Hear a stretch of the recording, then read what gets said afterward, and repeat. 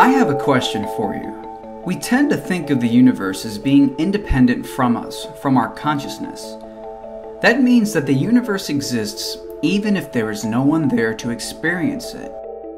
If a tree falls in a forest and no one is there to hear it, does it make a sound? Mainstream thinking says that yes, it does make a sound. This would mean that the universe exists even if no one is there to experience it. So, for example, if all conscious life forms in the universe were suddenly gone, meaning no consciousness and only matter, then the universe would still exist even if no conscious being is there to experience it. But is this true? Can the universe exist if no conscious life forms are there to experience it? Well, the answer is no, and here's why. If there are no conscious beings in the universe cannot be said to exist, because to even begin to make the distinction that something exists or not, you must be alive and conscious in the first place.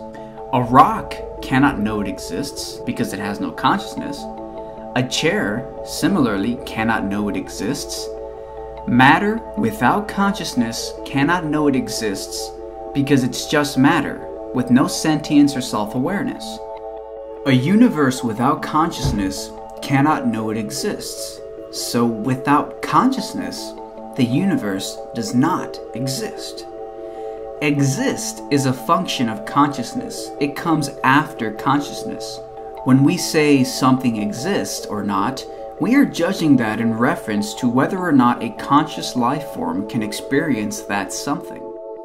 We judge existence by whether or not a subjective, aware, conscious being can sense something.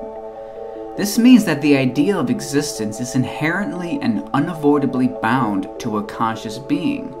Wrapped in the very concept of existence is the necessity that something must be conscious and alive to experience that which exists. If there is no consciousness, the question of whether or not something exists cannot even be considered or questioned in the first place. Existence is a function of consciousness.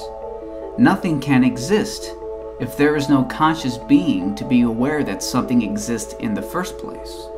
So, my question for you is, am I wrong?